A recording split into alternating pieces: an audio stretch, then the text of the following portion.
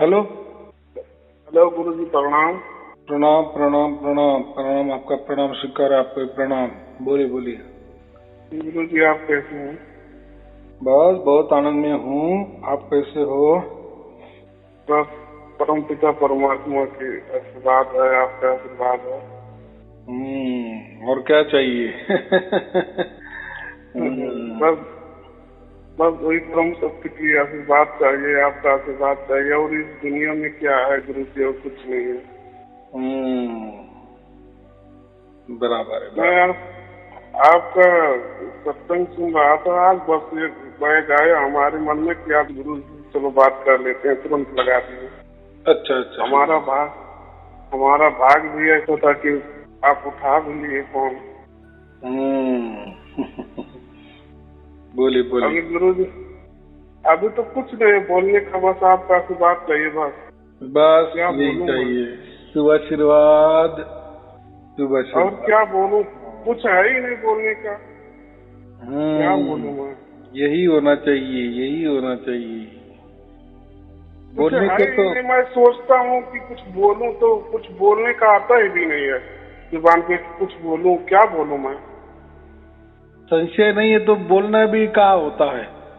अभी संशय मिट गए, सब सब समझ में आ गया। बस अभी वही आनंद तो। और उत्सव मनाओ, बाकी क्या है। अभी कुछ सोचा था कि बोलने का, वो भी भूल गया। कुछ आता नहीं जुबान पे, क्या बोलूं मैं? कुछ भी बराबर। नहीं आता है। बस आपका आशीर्वाद चाहिए। ऐसा परम पिता परमात्मा का हमेशा सदा सहाय करे हमको, और सबको ये जग के कल्याण करे। बस यही है इच्छा, और हमें मोक्ष मिल जाए। और क्या चाहिए? इस दुनिया में कुछ नहीं है गुरु जी। मोक्ष मिला ही है। मोक्ष मिलने बस की बात यही। नहीं है। जब सार शब्द की प्राप्ति होती है ना, परमात्मा की मर्जी से, परमात्मा की इच्छा से, परमात्मा के तो ऐसा समझना है, उसी वक्त उसी क्षण, उसके लिए कोई देरी नहीं, उसी क्षण हमें मोक्ष मिल गया, मुक्ति मिल गई। बस वही चाहिए गुरु जी। और क्या है इसमें आगे? तो परम पिता के आशीर्वाद चाहिए, और उनकी मर्जी के बिना तो पत्ता नहीं डोलेगा, तो क्या हम बोले? एकदम हमें लाख टके की बात हमें थी। हमें जो चाहिए बस उनका शरण चाहिए, और कुछ नहीं चाहिए। बाकी उनकी मर्जी। उसके मर्जी क्या पे ही कर छोड़ दो। हाँ, क्या करेंगे क्या नहीं करेंगे, दुख में रखेंगे या सुख में रखेंगे, अब उन्हीं का विचार, उन्हीं के हम विचार से चलेंगे।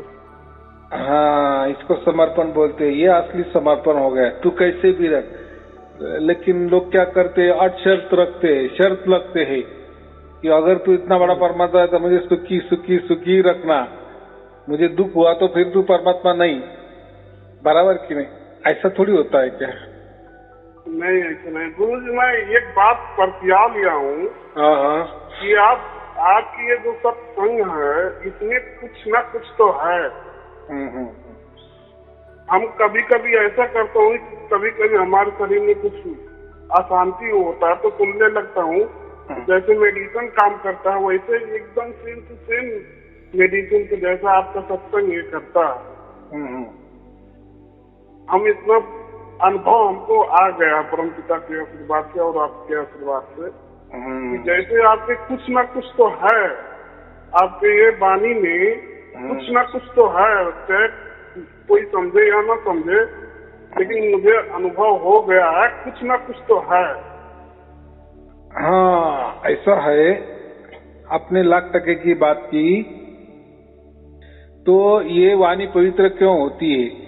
जहाँ सत का ये होता है ना, सत का वर्णन होता है ना, सत ही होता है ना, तो वह वाणी ऑटोमेटिक पवित्र हो जाती है और लोगों को अच्छी लगने लगती है। तो वो कोई बड़ा चमत्कार नहीं है। बस वो तो आप भी कर सकते हो। आप जैसे सत का आपको तो संग हो गया, बराबर। आप सत को पहचान भी लिए, आपने सत भी धारण किए, सत आपके अंदर उतर गया। बस अभी आप जो भी बोलेंगे, बस लोगों के हृदय को टच हो जाएगा, क्योंकि आप जो भी बोल रहे हैं ना, अब उसकी मर्जी से बोल रहे, उसको साथ संग लेकर बोल रहे हो, फिर उसे उसकी साक्षी से जो भी बोला जाता है वो सत्य ही होता है और दूसरों को वो अच्छी तरह से हजम भी हो जाता है। ये लोगों को अच्छा लगता है क्योंकि सत्य के सिवा दूसरा कुछ नहीं ना दुनिया में, सत्य ही परमात्मा होता है, बराबर, तो इसलिए अच्छा लगता है। बोलो बोलो। हमको ऐसा एक बार नहीं कई बार अनुभव हुआ है गुरुजी। मैं अपना अनुभव बताता हूँ, कुछ रुक रही। मुझे एक बार ऐसे, मैं आपको तो मालूम है मलेशिया है, बताना नहीं पड़ेगा। ऐसे ड्यूटी में थे तो उसके बाद चलते चलते चलते चलते एक बैग ऐसा महसूस हुआ हमको कि चारों तरफ पूरा शब्द ही शब्द है, हमारे शरीर कुछ नहीं है। लोग कहते हैं अंदर है बाहर है कहाँ है वो कुछ मालूम नहीं है। हम भी ऐसा महसूस हुआ कि हम भी शब्द ही हैं।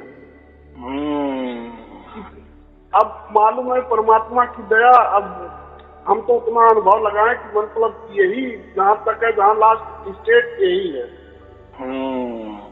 ऐसे जैसे पानी में पहुंचते हैं लोग या कहीं स्विमिंग पूल में या नाला में कहीं उसमें क्या बोलते हैं समुद्र में कहीं नहाते हैं ना, चारों तरफ पानी पानी हमारे शरीर के अंदर भी बाहर भी होता है। वैसे ही हमको एक बहुत बार ऐसा महसूस हुआ कि परमात्मा हर जगह है और परमात्मा को कोई न देख सकता है न कुछ कह सकता है, लेकिन उसके अंदर कुछ न कुछ तो है। हमको ऐसे महसूस हुआ। देखो अभी आपने कहा ना, तो हम परमात्मा की संतान नहीं है ना। हाँ वो तो मालूम है, लेकिन परमात्मा नहीं, लेकिन परमात्मा नहीं है। परमात्मा बड़ा है, परमात्मा बड़ा है, हम उनसे छोटा है। हाँ लेकिन जब है उन्हीं की जैसा, बराबर है, उसी की संतान है, उसी का अंश है। लेकिन जब हम परमात्मा के अंदर डूब जाते हैं ना तो एकाकार हो जाते हैं, माने आत्मा और परमात्मा एक ही हो जाता है। यानी ऐसा लगता है वो क्या एक नहीं होता। देखो हम बच्चे तो बच्चे रहेंगे, पिता तो पिता ही रहेगा, बराबर। हाँ हम अलग ही है, परमात्मा अलग ही है, लेकिन उसका बच्चा होने के कारण हम ऐसा समझो ये आकारों में आ गए, ये प्रकृति में आ गए, बराबर, ये काल के जाल में आ गए और भूल गए कि हम परमात्मा के बच्चे हैं। हम ऐसे ही समझते हैं कि हम प्रकृति के ही बच्चे हैं, बराबर, हम ये काल के ही बच्चे हैं। तो यहाँ फिर गड़बड़ हो जाती है और दुख भोगते। लेकिन वापस एक ऐसा जन्म आ जाता है कि उसमें हमको सत्य का पता चलता है, सत्यता समझ में आ जाती है कि अरे हम तो परमात्मा के बच्चे हैं। तो परमात्मा इतना विशाल है तो हम भी उतने ही विशाल है। लेकिन बाप बाप होता है, बच्चा बच्चा होता है। हमारी ऊंचाई हमारी जगह, परमात्मा की ऊंचाई परमात्मा की जगह, बराबर। सही बात है, यही अनुभव हुआ तो हम बोले कि थोड़ा बहुत ऐसा अनुभव, अनेकों अनुभव होता है गुरुजी। मैं कितना परम पिता के वो बताएं, अब कुछ जुबान पे आता नहीं है, कैसे मैं बोलूं उसको। अब यही एक बात और है कि आपसे जब बात करते हैं इतना खुशी आ गया हमारे अंदर कि मान लो कितना हम सब कुछ भूल गया। लोग ना समझे गुरुजी, लेकिन हमारे अंदर तो यही है कि हम अब मान लो कि हम इस दुनिया में है ही नहीं, इतना खुशी है जितने आपसे बात करते तो कुछ ना कुछ है, कोई समझे या ना समझे गुरुजी, लेकिन आप बराबर है। कहते आप तो कहते हैं कि हटारी में मत लाएं परमात्मा को, लेकिन आप भले कहते हैं, लेकिन आप स्वयं जो कहते हैं बहुत लिखा भी है कि हम अपना अंश पठाएंगे। आप भले बोले कि हम नहीं हैं, लेकिन कुछ ना कुछ तो है। हमको ऐसा महसूस होता है। आप भले अपने आप को ना बताएं कि मैंने आप छुपाते होंगे, मैं देखो गुरुजी नाराज मत होना, लेकिन आप स्वयं उन्हीं के अंश हैं। देखो ना, मैं तो वही बोल रहा हूँ ना, हम अंश वो तो सब परमात्मा के ही बच्चे हैं, परमात्मा के अंश है, ऐसा समझो। कि परमात्मा ने थोड़ी बुद्धि मुझे ज्यादा दी कि उसकी जानकारी मैं लोगों तक पहुंचा सके, बस इतना ही, बाकी कुछ ज्यादा नहीं। बुद्धि भी है तो हाँ। आपके पास, आपसे बात करने से अगर आपके स्वयं परमात्मा ना आपके अंदर, मतलब सबके अंदर तो उतरे हैं परमात्मा, लेकिन कुछ ना कुछ शक्ति है आपके पास, नहीं तो आदमी के इतना, हम खुद महसूस करता हूँ, दूसरों को बात नहीं करता हूँ। आदमी अकेला है, अकेले पे हिसाब होने वाला है, तो कुछ ना कुछ तो आपके अंदर है। आपके अंदर तो कुछ है, क्या है, बस परमात्मा ने जो जानकारी दी है, मुझे दी है, मैं लोगों को दे देता हूँ वैसी की वैसे, सब उसमें मैं कुछ भी छिपाया नहीं है और छिपाता भी नहीं, क्योंकि सत्य जो होता है ना वो छिपाया जा ही नहीं सकता, और सत्य के स्पर्श में जो आता है ना तो उसको सत्य ही बोलना पड़ता है, सत्य ही उसका खाना है, सत्य ही उसका हजामा है और सत्य ही उसका बोलचाल है। तो सत्य जो होता है उसकी जानकारी मैं लोगों को देता हूँ। जानकारी के लिए तो परमात्मा तो कोई रखना तो पड़ता है ना, बराबर। उसकी जानकारी देखो, अभी हम प्रकृति में रह रहे, आप भी प्रकृति में रह रहे, तो आप प्राकृतिक भाषा ही समझते हैं ना, बराबर। तो परमात्मा तो किसी को, प्राकृतिक आदमी को ही ये ज्ञान देगा ना कि बस अभी तू तेरे भाषा में, कि जो भाषा सबको समझ में आती है प्राकृतिक भाषा में, ये मेरा बोल देना, बस वैसी की वैसी, जैसा बताए वैसे मैं दे देता हूँ और हो जाता है। बाकी क्या है, इतना स्पेशल है, बाकी कुछ नहीं। आप जो भी बोले गुरु जी, लेकिन आप मेडिसिन के मेडिसिन हो आप। हम खुद अनुभव किए हूँ, इसीलिए बोल रहा हूँ। दूसरा को तो मैं नहीं समझ पाएगा, लेकिन मैं अपना खुद का अनुभव बोलता हूँ कि आपके पास परमात्मा के स्वयं मनुष्य रूप में आए हैं।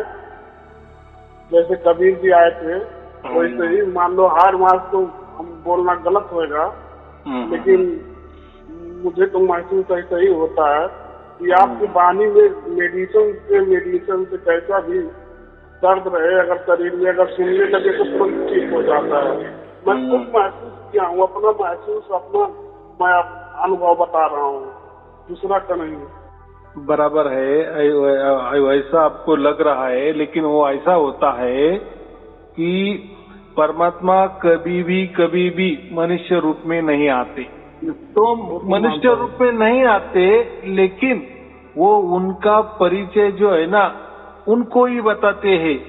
और जैसे मुझे बताया और मैं जो आपको बता रहा हूँ, तो बात तो एक ही हो गई ना, मुझे मेरे द्वारा, क्योंकि हम प्रकृति में रहने वाले हैं ना, और मेरी भाषा आप जानते हो, आपकी भाषा मैं जानता हूँ, बराबर कि नहीं।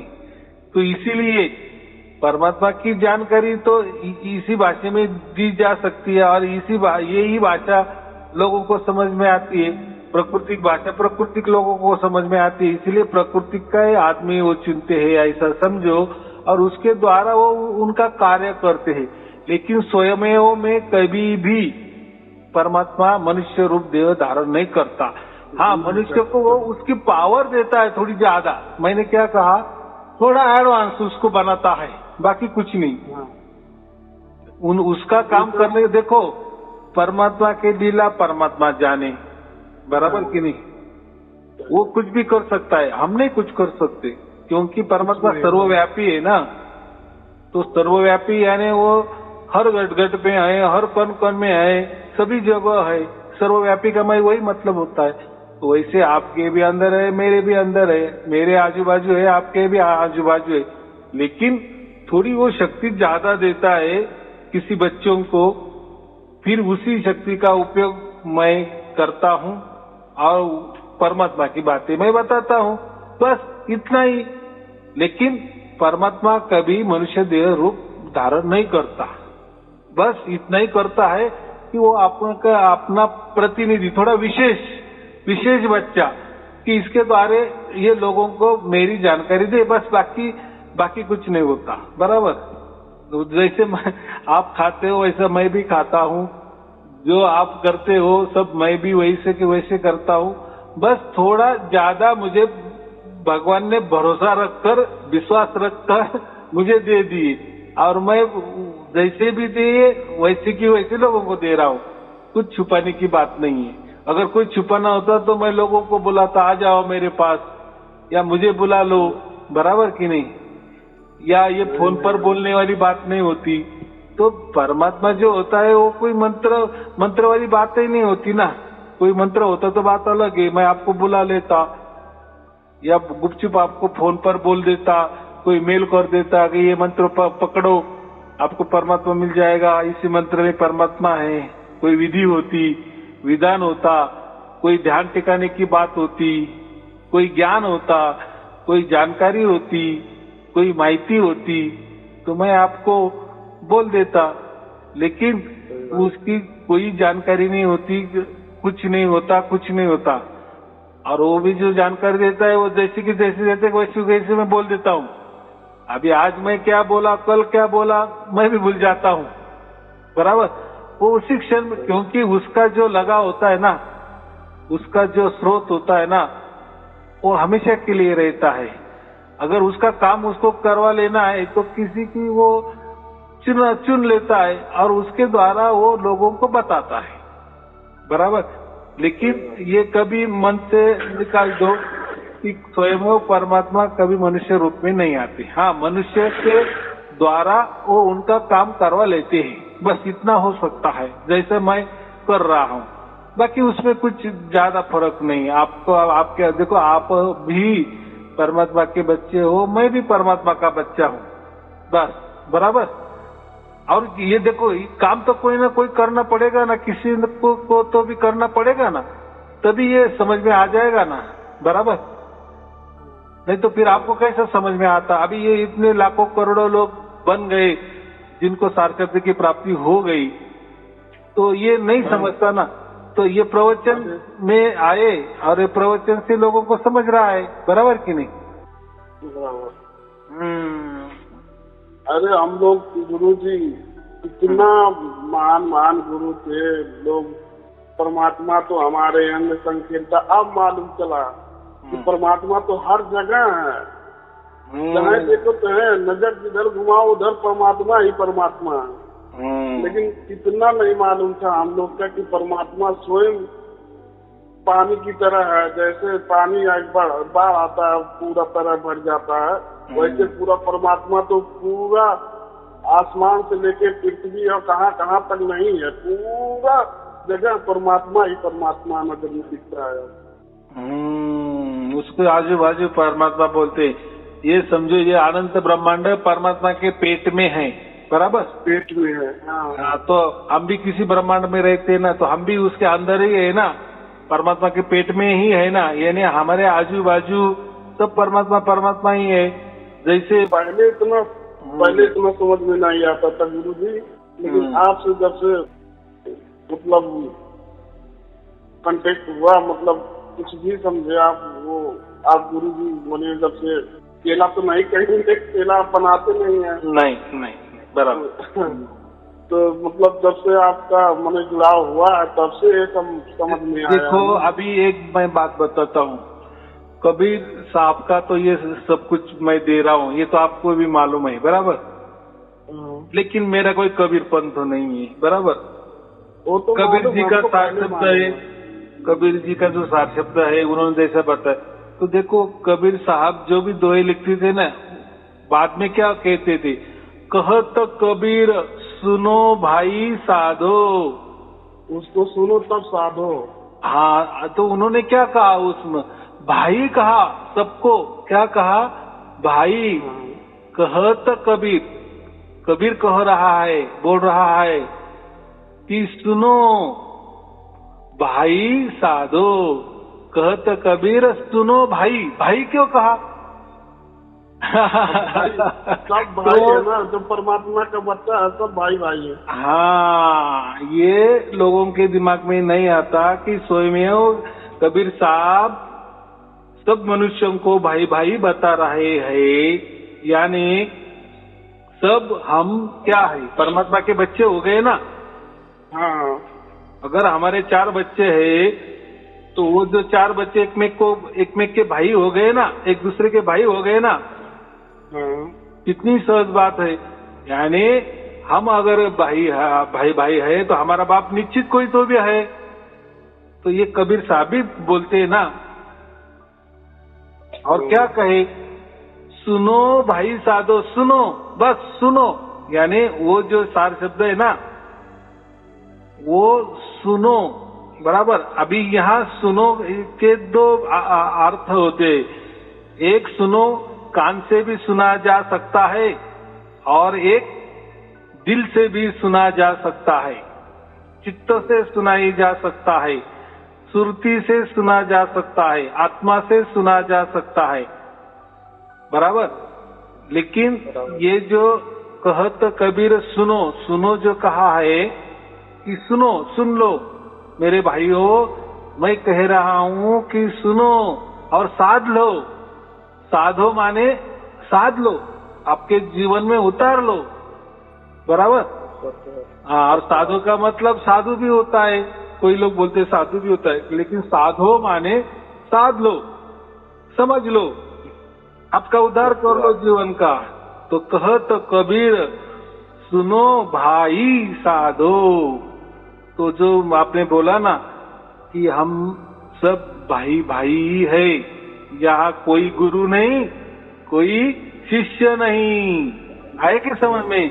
लोग कहते ना कि साईं अरुण जी गुरु शिष्य पे ज्यादा ये जोर लगाते हैं, उसका खंडन करते हैं। भाई मैं नहीं कर रहा हूँ, मैं नहीं कह रहा हूँ, स्वयं कबीर जी कह रहे हैं। सुनो भाई, भाइयों, ऐसा नहीं कहा शिष्यों, सुनो। शिष्य का है क्या हम सबको? नहीं कहा ना। हाँ, कितना यानी इतने बड़े कबीर साहब भी भाई कह रहे हम सबको कि भाइयों, मेरे भाइयों, बराबर। अभी देखो वो तो प्रकृति में आ गए तो हमारे भाई हो गए थोड़ी देर के लिए। जितने भी बरस 120 बरस आए थे पृथ्वी पर, बराबर कि नहीं? लेकिन वो तो परमात्मा ही थे। तो तब तक तो सब उन्होंने भी क्या कहा, सबको भाई बताया, खुद को भी भाई बताया, भाई भाई हम हो गए, ऐसे ही बताया ना।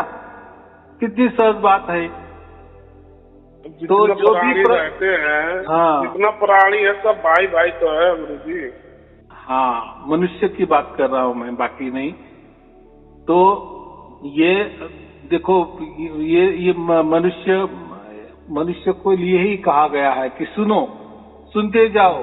वो जो कुछ चल रहा है सुनो। कोई प्रवचन सुनने की बात नहीं कर रहे हो, बराबर। किसी गुरु को मानने की बात नहीं कर रहे, किसी धर्म को सुनने की बात नहीं कर रहे, किसी पंथ को सुनने की बात नहीं कर रहे, किसी गुरु गद्दी की बात सुनने को नहीं कर रहे।